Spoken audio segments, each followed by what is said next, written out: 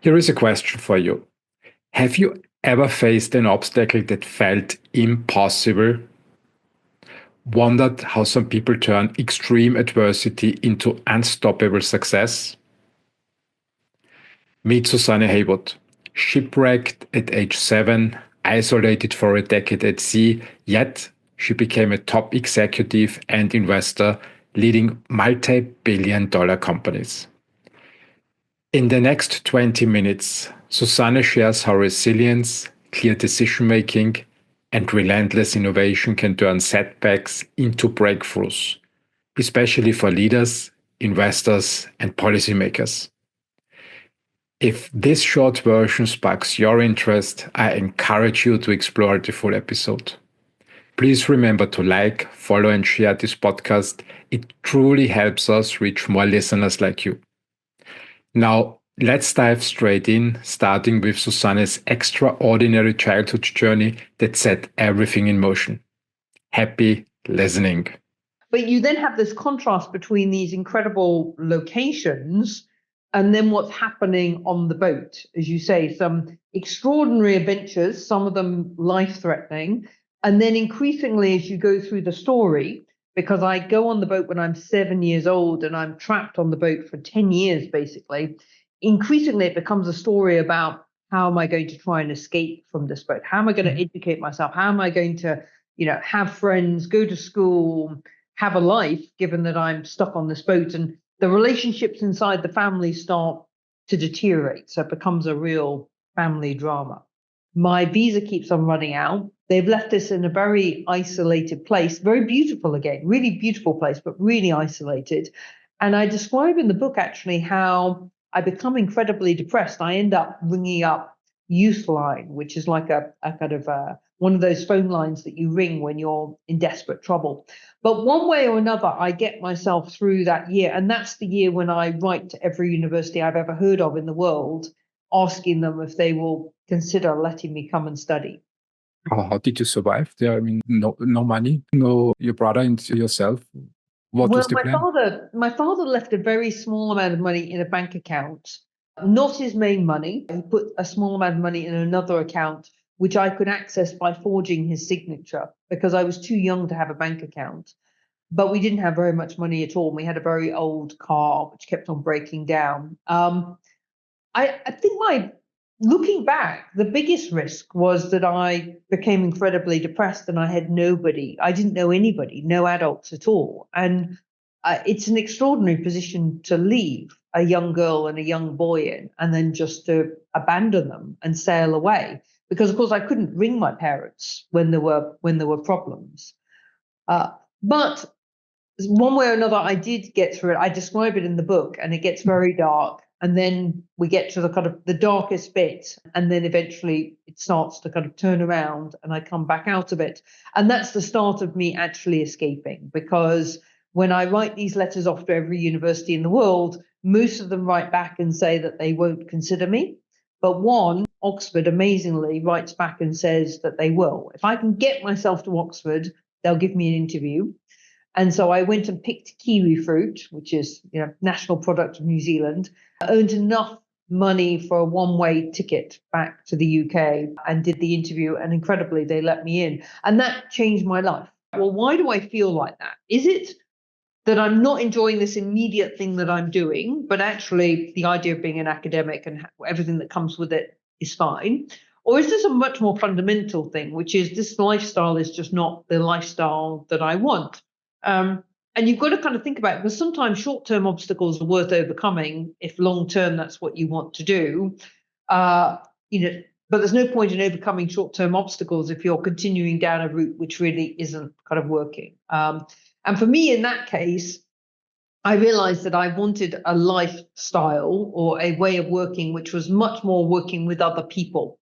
For me, the academic lifestyle was just too narrow and too isolated. I wanted to go and work in teams with other people and get kind of energy from that and kind of give energy from that. So I just realized it wasn't the right fit for me. And therefore I switched and I went into kind of government. So I think you need to ask yourself, when you hit an obstacle, is this an obstacle that it's worth overcoming? Or is this an obstacle that I'm just overcoming because it happens to be there? Lots of people, when you ask them why they climb a mountain, they say because it's there. Fine. But, mountains at work, you shouldn't just climb because they're there. You've got to climb them because you think it's a mountain worth climbing. So it's always worth pausing when you get into an obstacle to work out whether you're just climbing that obstacle because it happens to be the thing that's in front of you, or whether you're climbing it because it really is worth getting over and there is no better way to do it. And of course we see this all the time at work. You'll get partway into an IT project and discover that it's much more complicated for whatever reason than you thought it might be. It's always worth having that pause. There's a little example that people use, kind of come up off the dance floor and go up onto the balcony and just stop and think about it for a moment. Am I pursuing this because it really is worth it, but it's tough? Or am I pursuing it because it was the thing that I thought that I should be doing, or I was told that I should be doing? And actually, there might be a much better way of achieving it, or I might actually decide that the goal that I'm going for is not the right one. The first one, which I referred to before, is this point around resilience, which I know it's a word that some people kind of struggle with. And I should explain what I mean by it. What I don't mean is that by being resilient, you're somehow impervious to, you're not affected by things that happen to you that are bad. I mean, we're all affected by things that happen to us, which are bad. But what I have found coming from that background is that when something happens which is bad, I can put it in proportion. Because I know what really bad looks like. Really bad is being a little girl, 7 years old, on a boat in the middle of the Indian Ocean when we were shipwrecked. So when I face a problem, and it sounds a little bit silly, but literally my brain works like this. But when I face a problem, so for example, one of our companies is struggling and I need to go and help them and people are getting very upset, I can put it in proportion because nobody's life is in danger. We will get this sorted out. There will be not necessarily a good course, but there will be a least bad course that we can take, which is going to be the best one, under the circumstances. And that ability to put things in proportion enables me to stay very calm when things are difficult. And I think if as a leader you can stay very calm when things are difficult, you're much more able to be rational. You're much more able to listen to what people say, because normally there'll be somebody, around who has a very good idea, even if you don't have one yourself. So that is a huge strength, that kind of calmness, that ability to put things into proportion, which is what I kind of call resilience. I mean, biases can be problematic in lots of different ways. First of all, as I say, there's people biases. So most companies will have, and even today, many companies will have a certain sort of person who works in a particular sort of company, whether that's people from the industry or more men or more women or people from a particular nationality or people from a particular type of educational background. I've come across companies where virtually everybody has worked at a particular university. Maybe they've come out of MIT or maybe they've come out of, some other kind of university. And there is a bias because you've got a group of people who are similar to each other. They can quite naturally begin to assume that people who don't come from that background, who, by the way, may therefore be less good at some of the things that they're good at, that those people are worse. They're going to be ineffective. And that, I think, is a very dangerous way to think, because there's lots of evidence, actually, that when you have a group of people who actually come from very different backgrounds, they're more willing to challenge each other. You're less likely to have groupthink. If you've got a bunch of people and they've all kind of been educated in engineering at MIT, they're all going to think in a certain sort of way. And then if you put somebody else into that group who comes from a very different kind of background, they're going to have different things that they're worrying about. Maybe they're less worried about, detailing the process and getting that very clear, which, by the way, is a very good thing to do. But they may actually come at it in a very different way and be much more worried about what the culture of an organization is or whatever. I don't know. I'm making wild assumptions here. But the point is that as you mix up these groups, generally you tend to get to better outcomes. What makes the difference in leadership? Why do some companies successfully implement a culture of innovation and can innovate and innovate and keep innovating and keep growing like Apple, Amazon. And why do other companies fail? What's the huge difference? Can you boil it down to a few simple rules?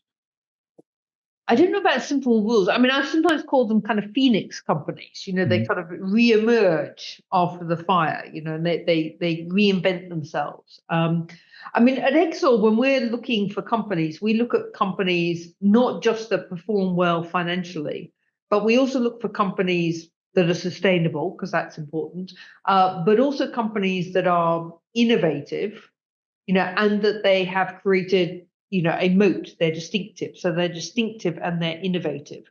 And I think if a company is going to be around for a long time, as a culture, the management needs to put as much emphasis and reward and attention on innovation and distinctiveness as they do on the kind of short-term results.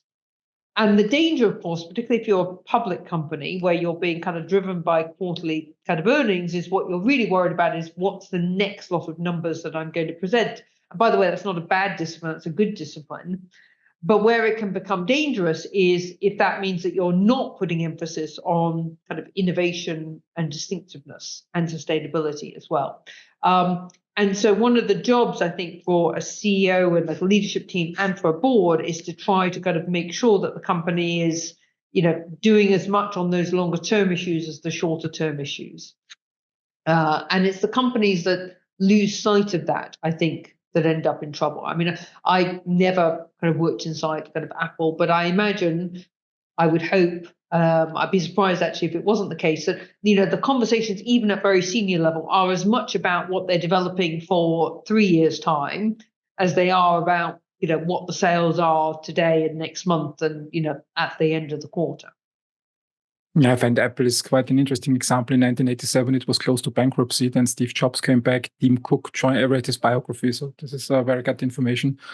Tim Cook joined Apple. Microsoft, interestingly, invested in Apple, and then they created this huge success story. And I think this is a few important parts. I think it also boils down to, comes back to diversity. So when you have people from diverse backgrounds in a company, you can look at problems completely differently than when hiring just from one social group, from one gender group. Yeah, I agree. I think it makes a huge amount of difference. And I do think that diversity helps a company to be kind of innovative. And also when you've got a more diverse group of people, I think people are more likely to ask the questions, the uncomfortable questions. It's all very well, we're doing fine, but I don't see what we're going to be doing in 3 years' time. How are we still going to be interesting in 3 years' time? Yeah, when I was at a fraternity as a student in the 90s, it was mid-90s, the uncomfortable question doesn't make you friends. And when I addressed that, an older manager said, you don't have to make friends. It's just, just have to work together and have to make sure that the company thrives. And that's all. That's enough. Yeah. These things are not a popularity contest. You need to build relationships, and people need to trust you, and they need to respect you, and you need to respect them and trust them. But you don't fundamentally. It's not about kind of building friendships. It's about getting a company to work, and sometimes, in order to do that, you've got to ask difficult questions and make yourself a bit unpopular. The ideal board member for us is a critical friend to the company. And I quite like this phrase, critical friend, because if you don't have those two elements, either one on its own is no good at all. There's no point in being a board member if all you're going to do is criticize the company that you're trying to support. Because what happens if you do that, and I've seen kind of board members do that, is the company eventually becomes incredibly defensive and loses kind of motivation, will stop sharing things with the board. The dynamic between the board and the management kind of falls apart. Likewise, having board members who are just friends, who just kind of turn up and say, this is fantastic, what a great job, it's all kind of going well, that's not very helpful either. So we actually talk about being critical friends and actually being more critical when things are good and a little bit more friendly sometimes when things are bad, because the temptation is that when a company is struggling a little bit, everybody can then piles in and becomes even more critical. But that's actually not very helpful at all. Mhm. And likewise, when things are good, everybody kind of relaxes and says, well, this is all kind of great. But actually, it's when things are good that you can really do something amazing. It was very interesting listening. I listened to the last kind of NVIDIA kind of call, which you probably did as well, and they're talking about all the other things that they're now going to do as a company. Things are clearly very good for them, but they are thinking about doing all sorts of new things, which is interesting. So a company really needs to be challenged when things are good. So that's what I try to do as a board member. I try to be a kind of critical friend. So I'm not afraid to ask a difficult question, even if I'm the only person on the board to ask the difficult question. I'm very happy to do that. I'll very rarely be, in fact, I'm never aggressive or overtly kind of negative about the company. I will ask difficult questions. And when a company is really struggling, but through no fault of its own, I'll also be incredibly supportive, which I think is important as well. But that kind of boundary between being on the board and being in an executive role is a tricky one. And it is one that takes quite a lot of practice. And that's, even though I now work on boards that are very different in terms of what the companies do. I do everything from tractors to high-heeled shoes.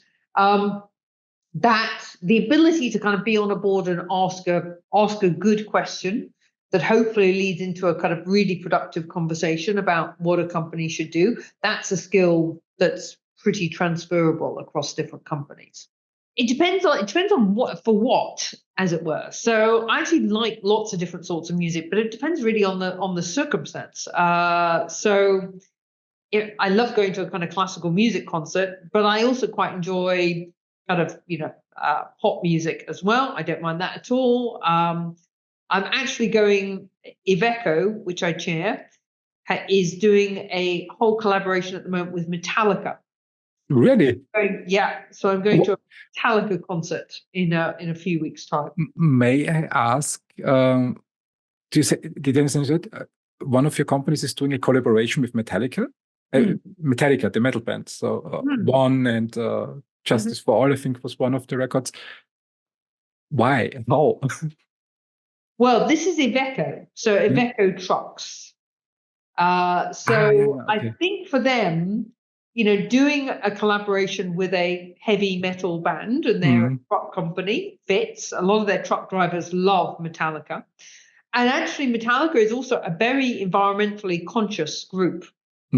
And so we are providing Metallica with very environmentally conscious trucks, kind of electric trucks. So we're supporting the band in their European tour. So, we're providing them with trucks. They are kind of working with us in terms of, the messaging around kind of Iveco. So I think sometimes these kind of creative partnerships between a company and, an artistic, group, in this case, kind of Metallica, can be incredibly powerful. It's also very motivating for the staff and the people in the company.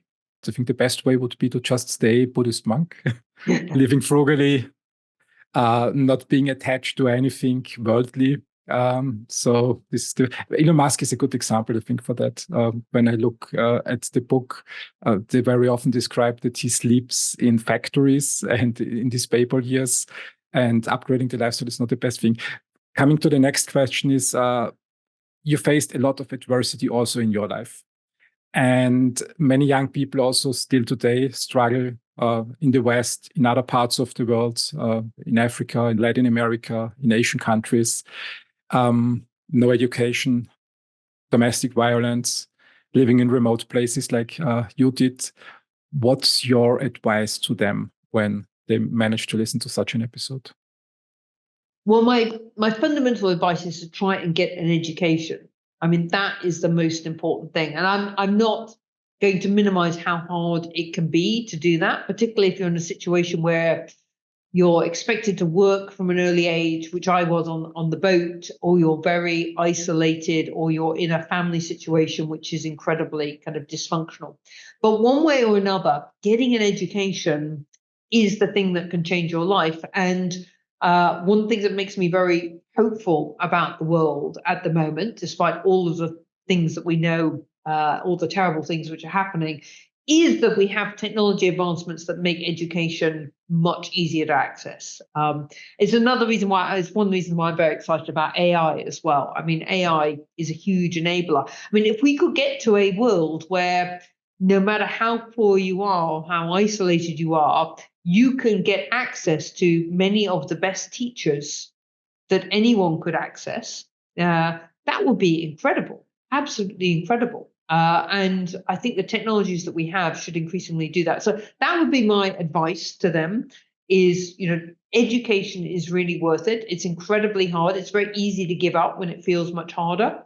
And then the second thing is that, as I kind of mentioned earlier, those adversities that you're overcoming are terrible and they are, not something anyone would wish for, but you will get a benefit from them. If you manage to get through them, it is going to teach you a bunch of things that people who've had a much easier time will never learn. So do kind of, obviously nobody would wish anybody to be in those situations, but, do bear in mind that, you will learn something from this. You will come out a stronger person if you can educate yourself.